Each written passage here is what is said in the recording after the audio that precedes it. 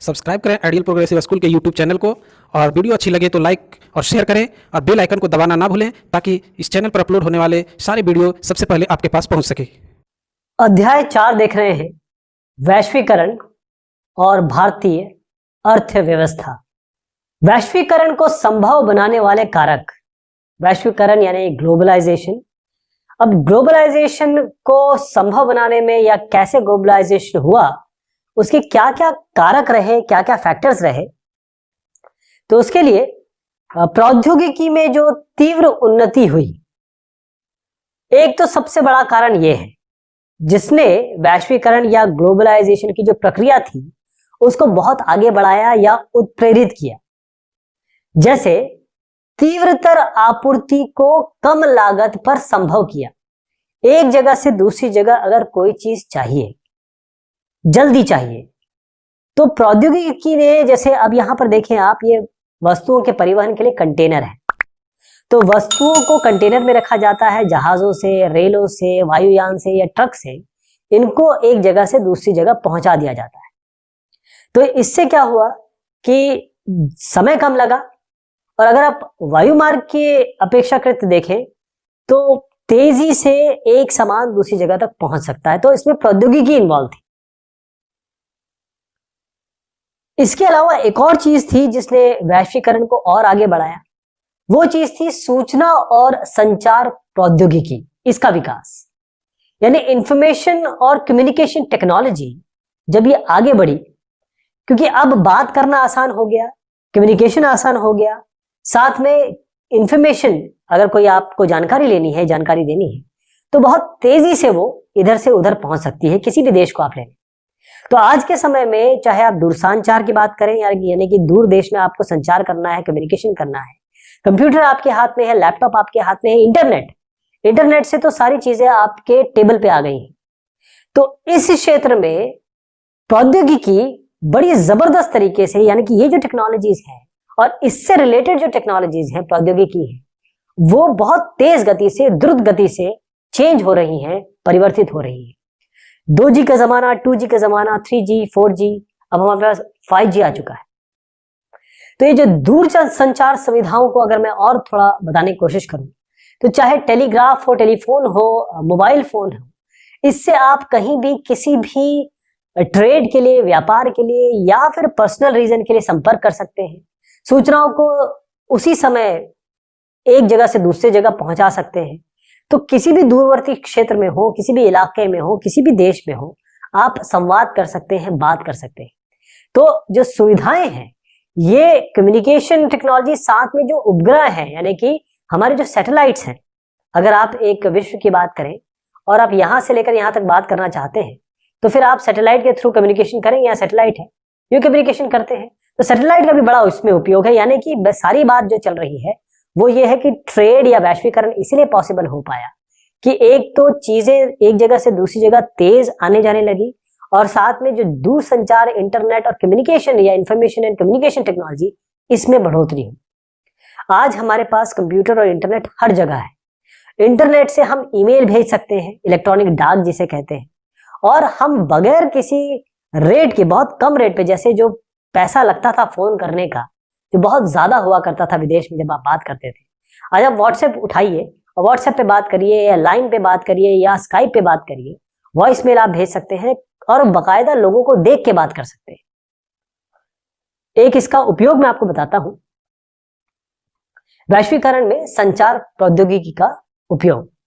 तो लंदन में, लंदन राजधानी है यूके की, इंग्लैंड की, तो वहां पर जो प्रकाशित एक समाचार है, उस पत्रिका की डिजाइनिंग और छपाई दिल्ली में की जानी है।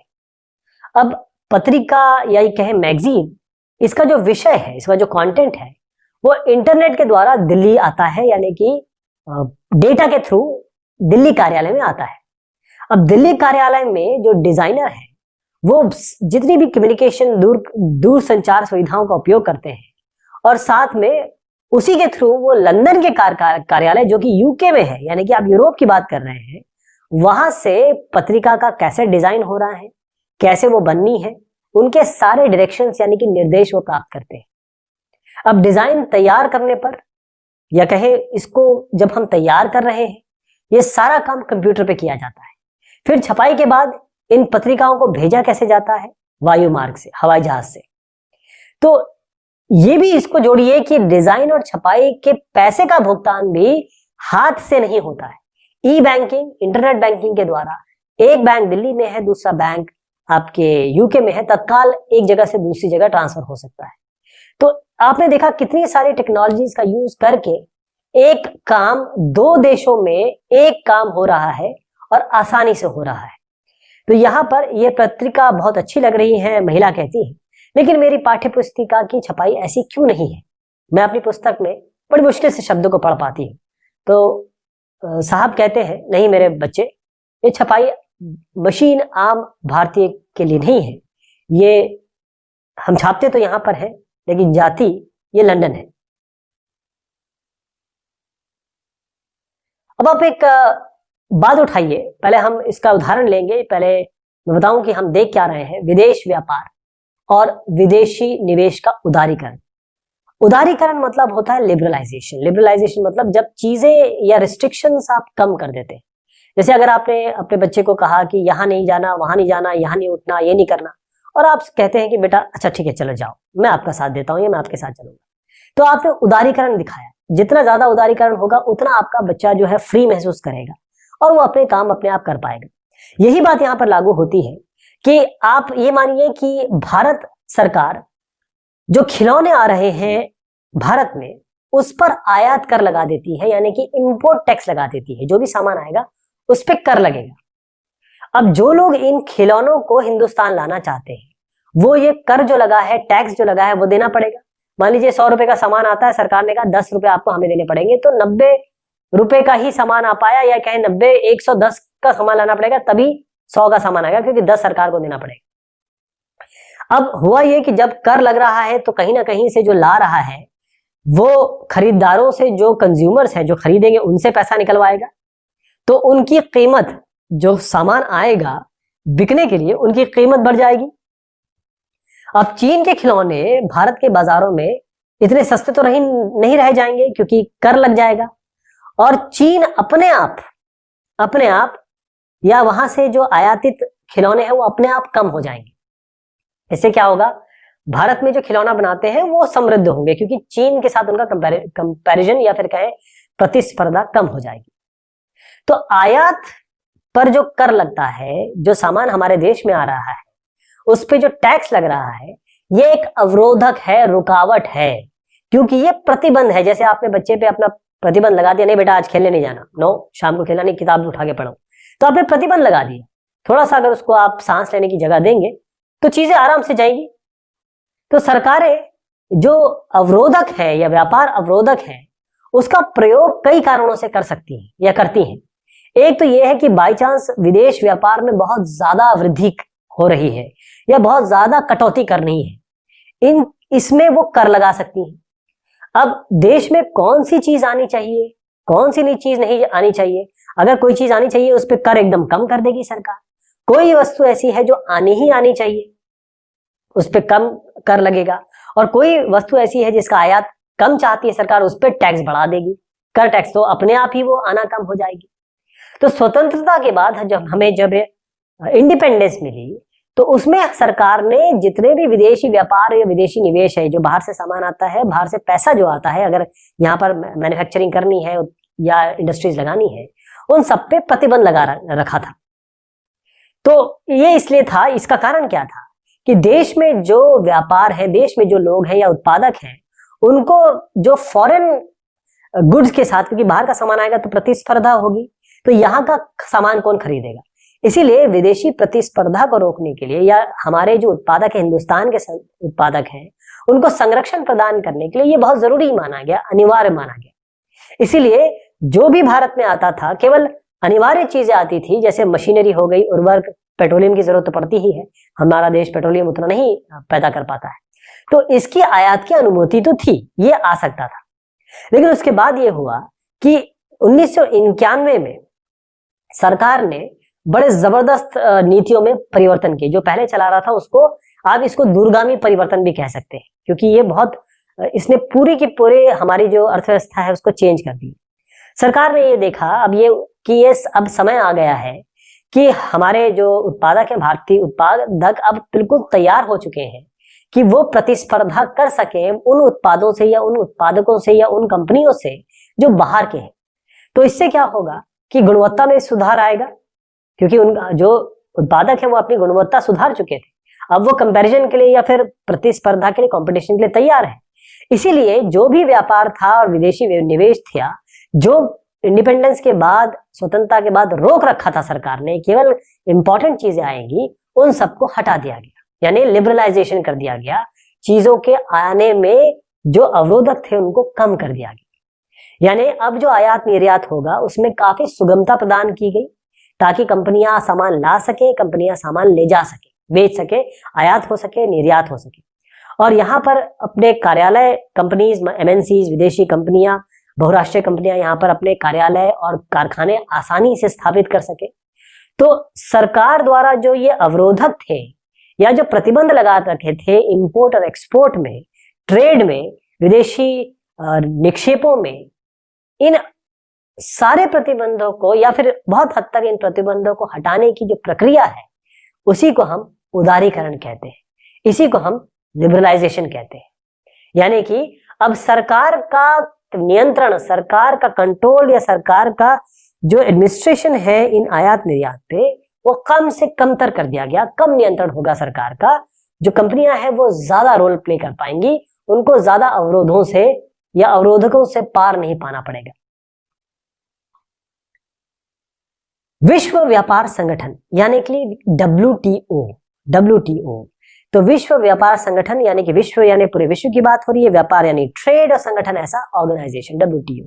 ये एक ऐसा संगठन है जिसका मेन काम ये है, मेन ध्येय यह है, जिसका उद्देश्य ये है कि अंतर्राष्ट्रीय व्यापार, एक दूसरे देश या विभिन्न देशों के बीच में जो व्यापार होता है उसको बहुत आसान बनाना, लिबरल बनाना, उदार बनाना। तो विकसित देशों की पहल पर यह शुरू किया गया था। जो पहले लोग थे इसमें या पहले जो इसमें मेंबर बने संगठन में, वो विकसित देश थे, डेवलप्ड देश थे। विश्व व्यापार संगठन अंतर्राष्ट्रीय व्यापार से संबंधित नियमों को निर्धारित करता है, यानी जितने भी व्यापार हो रहे हैं एक दूसरे देशों में, उनमें उनके जो नियम है उनका निर्धारण, उनको बनाना या उनको एक तरीके से तय करना, ये काम है WTO का। और ये भी देखना कि ये जो नियम बनाए गए हैं WTO द्वारा, उसका नियमों का प्रॉपर पालन हो। तो अगर हम जून 2014 की बात करें तो इस समय 160 देश हैं जो WTO यानी कि विश्व व्यापार संगठन के सदस्य हैं।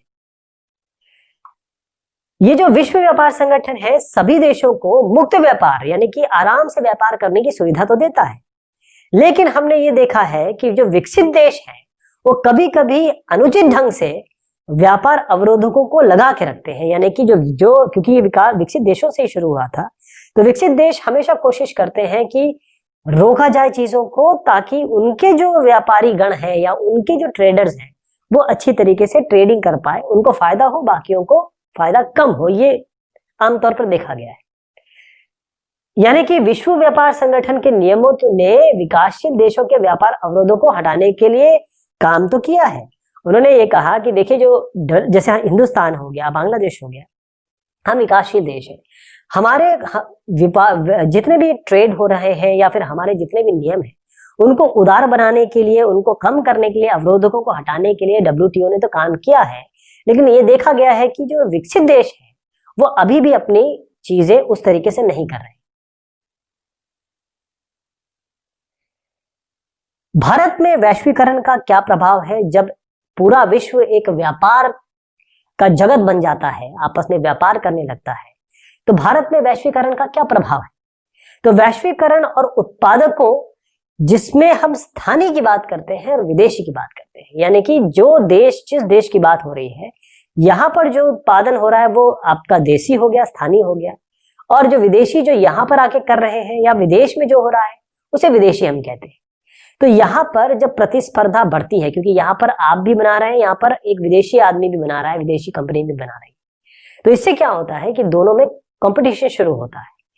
और शहरी क्षेत्र में तो लोगों को बड़ा लाभ हुआ, खासतौर पर धनी वर्ग को, क्योंकि कंपटीशन बढ़ जाता है तो रेट्स अपने आप कम हो जाते हैं। अब मान लीजिए आप 100 रुपए में बेच रहे हैं, अगला आदमी 60 रुपए में बेच रहा है, तो आपको तो 60 में बेचना पड़ेगा ना। यही जाएंगे सारे लोग, तो उपभोक्ताओं को, जो कंज्यूमर्स हैं, उनको बड़ा फायदा हुआ। उनके आगे बहुत सारे विकल्प आ गए, क्योंकि बहुत सारी चीजें एक साथ स्थानीय विदेशी सब बिक रही है। और साथ में गुणवत्ता, क्योंकि अगर आप 100 रुपए की चीज ले रहे हैं, गुणवत्ता अच्छी है, इसकी क्वालिटी अच्छी है, तो 100 रुपए वाले के पास जाएंगे, 60 वाले के पास नहीं जाएंगे। तो गुणवत्ता और कम कीमत, अगर मान लीजिए आपको 80 में मिल रहा है, गुणवत्ता भी अच्छी है, तो आप इन दोनों को छोड़ के आप इस पे चले जाएंगे। यानी क्वालिटी अच्छी है, रेट भी कम है। तो लेकिन एक इसमें एक सवाल उठता है कि उत्पादक और श्रमिक, इन पर ये ग्लोबलाइजेशन का, उत्पादकों को तो देखा आपने फायदा हो ही रहा है, लेकिन श्रमिकों और इन दोनों के बीच में अगर देखा जाए तो ऐसा नहीं कि सब पे समान प्रभाव पड़ा है। जो 20 साल हम अगर डेटा उठा के देखें, तो बहुराष्ट्रीय कंपनियों ने भारत में अपने निवेश में जरूर वृद्धि की है, पैसा यहाँ लगाया है। यानी कि उनको यहाँ पर पैसा लगाना बड़ा लाभप्रद रहा है, उनको प्रॉफिट हुआ है। जो बहुराष्ट्रीय कंपनियां हैं, उन्हें शहरी जो इलाके हैं, यानी कि जो हमारे अर्बन इलाके हैं, उसमें सेल फोन, मोटर गाड़ियां, इलेक्ट्रॉनिक उत्पाद, ठंडे पेय पदार्थ हो गए, जंक जो फूड है, अब बैंकिंग, उसमें जिनसे अधिकांश खरीदार जो मिलते हैं, क्योंकि सेल फोन कौन खरीदेगा, या आज तो खैर सबके पास है, लेकिन बड़ी बड़ी गाड़ियां कौन खरीदेगा, इलेक्ट्रॉनिक बड़े बड़े उत्पाद कौन खरीदेगा, संपन्न वर्ग खरीदता है। तो रोजगार तो उत्पन्न हुए हैं, और इन उद्योगों के लिए जो कच्चा माल आता है, उसकी आपूर्ति कौन करता है? उसकी आपूर्ति स्थानीय कंपनियां करती हैं, और वो भी समृद्ध हुई हैं। यानी कि भारत में वैश्वीकरण का प्रभाव अच्छा ही पड़ा है। एक और दूसरी चीज है इसमें कि जितनी शीर्ष कंपनियां हैं, भारतीय कंपनियां, उनके पास एक तो उन्होंने नवीनतम प्रौद्योगिकी उनको मिल गई, उनको करना पड़ा कि भाई नई टेक्नोलॉजी उनको अपनानी पड़ेगी, तभी वो मार्केट में टिक पाएंगे। और जो उत्पादन प्रणाली है, जो प्रोडक्शन का तरीका है, उसमें पैसा लगाया, और अपने जो उत्पादन मानक है, यानी कि जो एक चेक होता है कि जब कोई चीज पैदा होती है, बनती है, तो फिर उस पे एक मानक लगे, जैसे ISI मार्क हो गया, एग मार्क हो गया, वो ये बताता है कि ये इसको प्रॉपर चेक किया गया है, क्वालिटी टेस्टेड है, गुणवत्ता की चेक हुई है, और ये लेवल, ये सामान अच्छा है। जैसे टाटा मोटर्स मोटर गाड़ियां बनाता है, इन्फोसिस IT की कंपनी है, रैनबैक्सी दवाई की कंपनी है, एशियन पेंट्स पैंट बनाते हैं, सुंदरम फास्टनर्स जो है नट और बोल्ट बनाते हैं।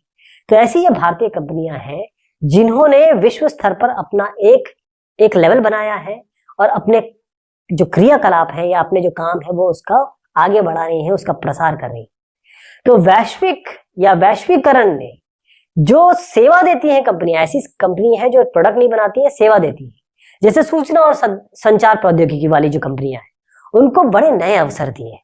भारतीय कंपनी द्वारा लंदन स्थित कंपनी में अभी जो हमने बात की, पत्रिका का प्रकाशन, और जो कॉल सेंटर का हमने उदाहरण देखा था कि बेंगलुरु में कॉल सेंटर है, ये उसी के उदाहरण हुए, क्योंकि यहाँ पर सूचना और संचार प्रौद्योगिकी की कंपनियां हैं, और वैश्वीकरण से इनको बड़ा फायदा हुआ।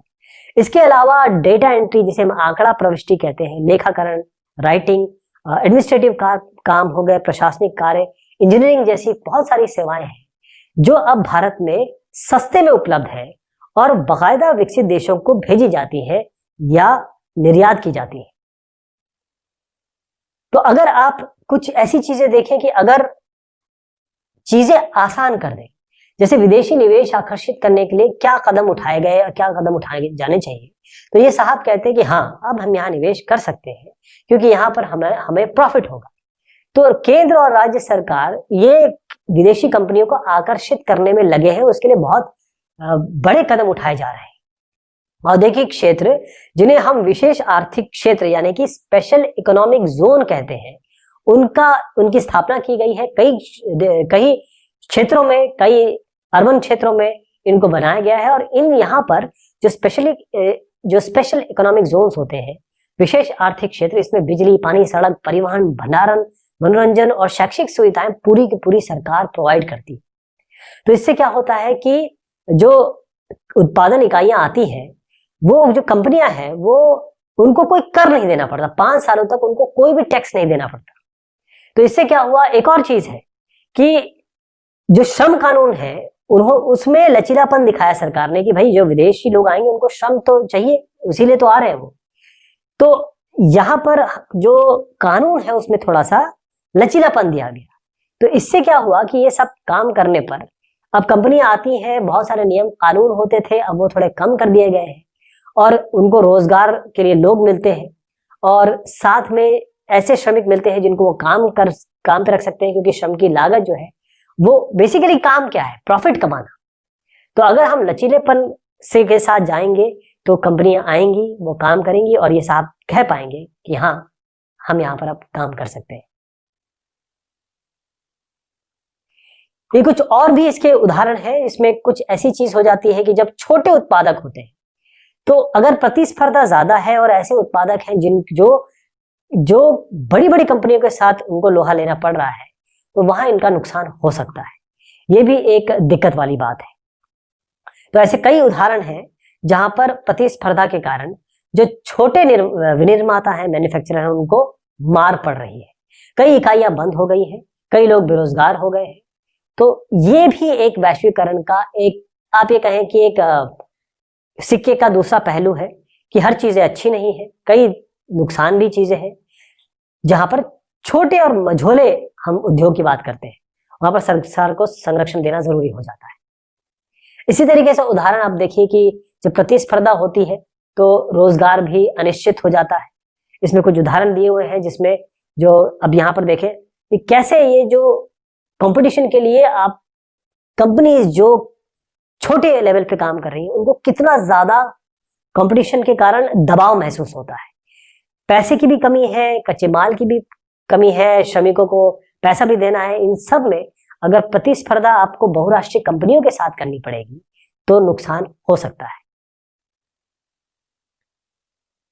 अब आप ये देखें, जो भी मैंने यहां पर आपको बताया, तो जो कार्य परिस्थितियां आपने देखी और श्रमिकों की जो कठिनाइयां हैं, जो भी मैंने आपको बताया, उससे बहुत अनेक जो औद्योगिक इकाइयां हैं और सेवाएं, उनमें ये कठिनाइयां बड़ी ज्यादा हैं। और जो अधिकांश क्षेत्र हैं वो असंगठित क्षेत्र हैं, यानी अनऑर्गेनाइज सेक्टर है। तो फिर से मैं कहना चाहूंगा कि जो संगठित क्षेत्र है उसके श्रमिकों को अब कोई संरक्षण और लाभ नहीं मिलता। तो इसको मैं, संगठित क्षेत्र में भी ऐसे श्रमिक हैं, या असंगठित क्षेत्र में तो थे ही थे, संगठित क्षेत्र में भी ऐसे हैं जिनको, यहाँ पर देखिए, संगठित क्षेत्र में कई ऐसे हैं जिनका एग्जाम्पल इसमें दिया हुआ है, उनको संरक्षण और लाभ नहीं मिल रहा। न्याय संगत वैश्वीकरण के लिए संघर्ष। अब जब मैंने ये सब बात बता दी तो जरूरी हो जाता है कि अब वैश्वीकरण ऐसा हो जिससे सबका फायदा हो, नुकसान ना हो लोगों का। तो वैश्वीकरण सभी के लिए लाभप्रद ऐसा नहीं रहा है। शिक्षित, कुशल और संपन्न लोगों के लिए वैश्वीकरण ने वाकई में नए अवसर दिए हैं और उन्होंने उसका उपयोग भी किया है। लेकिन कई लोग हैं जो इसके भाग नहीं बन पाए, या उनको इस लाभ का हिस्सा नहीं मिल रहा है। तो न्याय संगत वैश्वीकरण का मतलब यह होता है कि जितने भी लोग हों, जो भी काम कर रहे हैं, उनको बराबर अवसर प्रदान हो, बराबर अवसर मिले और सबकी इसमें हिस्सेदारी हो, सबको लाभ का बराबर हिस्सा मिले। तो सरकारी नीतियों को केवल जो धनी, प्रभावशाली, जो बड़े लोग हैं उनको तो ठीक है, संरक्षण तो मिलना चाहिए, लेकिन बाकी सभी लोगों के हितों का संरक्षण करना चाहिए। सरकार यह सुनिश्चित कर सकती है कि जो श्रमिक कानून है उनका कार्यान्वयन हो, बाकायदा उसको इम्प्लीमेंट किया जाए, और श्रमिकों को जो अधिकार है, मिनिमम वेज का अधिकार, बाकी और चीजों का अधिकार मिले। सरकार व्यापार और निवेश अवरोधकों का उपयोग कर सकती है। अगर कोई आयात या निर्यात से या विदेशी कंपनियों के कहीं ज्यादा इन्वॉल्वमेंट से अगर देश के श्रमिकों को नुकसान हो रहा है, तो वहां पर वो इस चीज का उपयोग कर सकती है, निवेश अवरोधकों का। न्याय संगत जो नियम है उनको लगा सकती है, और साथ में इनके लिए जो WTO है, विश्व व्यापार संगठन है, उनके साथ वो ट्रीटी भी कर सकती है, समझौते भी कर सकती है, बातचीत कर सकती है। तो सारांश ये है जो हमने देखा कि वैश्वीकरण आज एक ग्लोबलाइजेशन, अलग अलग देशों में या कहें उनकी इकोनॉमी को और उनके लोगों को एकीकृत करने में एक बहुत बड़ा एक रोल अदा कर रहा है, और जो विदेशी निवेश है और विदेशी व्यापार है, इसके कारण संभव हो पा रहा है। बहुराष्ट्रीय कंपनियां वैश्वीकरण में एक बहुत बड़ा रोल अदा करती हैं। बहुत सारी बहुराष्ट्रीय कंपनियां उन स्थानों को खोजती हैं जहां पर उनका उत्पादन या उनका कॉस्ट कम पड़े और उनको फायदा हो।